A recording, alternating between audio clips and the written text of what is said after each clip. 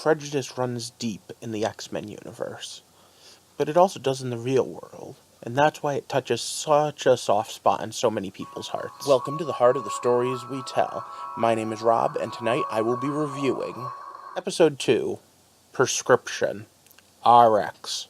Yup, those X's are going to keep coming. Okay, so this episode picks up pretty much exactly where the last one left off, and it's still handling the themes pretty well. In fact, if anything, I'd say this episode hit a little better than most. But one thing I do want to mention is that last week I asked where in the X-Men timeline this fell.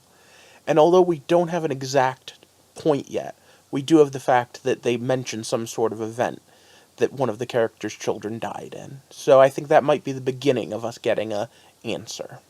For those of you that are new here, I'm reviewing Gifted right now, but in general I try to dissect stories and figure out how it is we get to the heart of the stories we tell. I do Throwback Thursdays every Thursday, and I do theory videos on storytelling every Sunday, and reviews of TV shows and movies as they come up. If that sounds interesting to you, hit that subscribe button. But now let's get unpacking and talk about this story. The family dynamic is still very strong, but we really have the question of, is the family who you're born to, or is family who you choose? And that's something that I expect to be a reoccurring theme all year. And at the same time, we have the, how do you know if you're in the right? Are you only choosing to pick a fight because someone you care about's in danger? Would you make the same argument? Would you still come to someone's defense if they were a stranger? And I just want to say that what a difference 25 minutes make. Because when I'm reviewing Supergirl, I said they got too political. But here I really liked the politics. Maybe it's just a difference in how the story works. Before we get into specifics, let's throw this up there. So once again, it's stop. Spoiler time. So there was a lot going on tonight, especially with the Burn Notice reunion. But the thing I want to focus on first is the end. What do we know about mutant siblings? Well, let's see here. We have M and the villain I can't remember.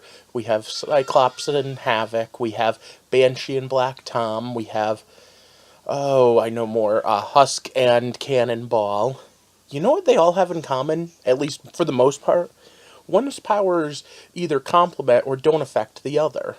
And on the other hand, I can imagine that if you're trying to study genetics, having multiple people in the same bloodline that have different powers would help you figure things out quicker.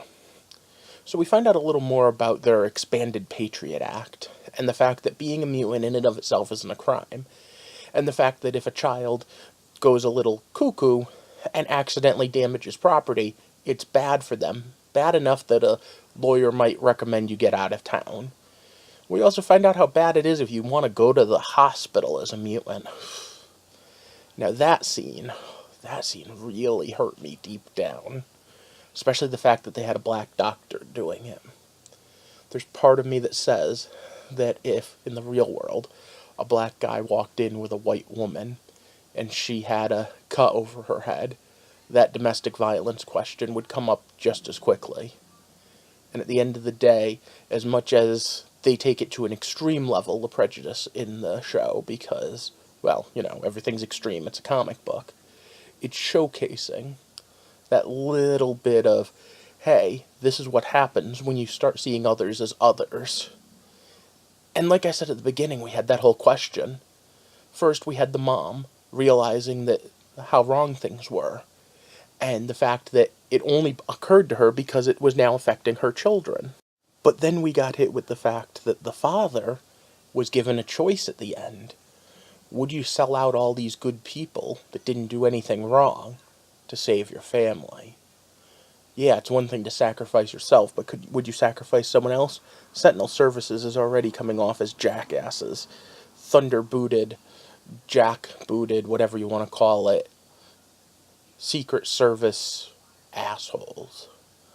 But the fact of what they brought in, the guy's mother, the kid's grandmother, and I loved the fact that they added in that she marched against apartheid, because again, it ties the whole theme together, the whole idea. And even when the father was trying to be a badass, it kept biting him in the ass. In this world, you could literally just be born a wanted criminal, And yeah, they made a point of the fact that not every mutant is being hunted. There aren't giant monster robots hunting down just for having the X gene. But it's just normal levels of bullshit. Well, maybe you were just driving while mutant. Or maybe you just lost control because of an emotional outbreak and damaged something, and that alone's enough to get Sentinel Services sent after you.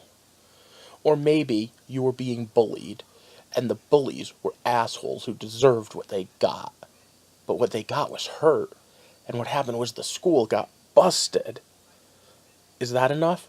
Or maybe you were just trying to help a family member out who was in trouble by putting up shields and protecting people, but you were there while the damage was done.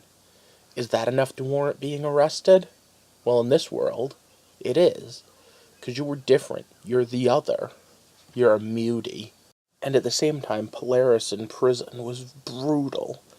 And I don't think they've really pulled many punches. I mean, I originally thought that the whole mutant angle was going to be handled much more kiddified. But they're not. I mean, yeah, this is Fox, not HBO, so we're not exactly in Oz. But that prison was pretty hardcore. I mean, on a network show, yeah, Fox is the network, but still, someone kicked a pregnant woman in the stomach. And someone battered her in the face until she was bleeding. I wish I had had the sense of mind to hit pause when they brought up that computer screen. Because every time they introduce a mutant, I try to think, is this someone from the comics? Is this someone from the movies? And I'm never quite sure, other than the big four that I already knew about. But in prison, we saw a couple just walking around in the background. At the underground, we saw a few. It looked to me like there was one that was all red-skinned. I don't know who that was supposed to be. The one that projects fear. And of course, they could just be making these up wholesale for the show. I certainly would. It's easy to make up mutant powers. But my question to you is, have you caught any cameos? Have you caught someone inside there and said, ooh, I bet that's fill in the blank here with a mutant from the comics? If so, let me know down in the comics, because I love that sort of thing. And like I said, me and my friends were kind of putzing around with it. But now we've come to the point where if you've enjoyed me prattling on about these themes, even though they're pretty adult, hit that like button and share this video. And of course, if this is your first time here, subscribe and enable alerts. Because what I'm doing here is trying to build a community to talk about stories. And in this particular case, I get the feeling the why we tell these stories is going to be pretty important. Because we tell these stories about mutant others, because it's all too easy to see someone else's the other. In this political climate, in this day and age, we still have a whole bunch of things that allow us to demonize other people. Maybe they're not a mutie, or maybe they are. For now, I'd like to thank you for watching and walking with me through the heart of the stories we tell. Have a good night.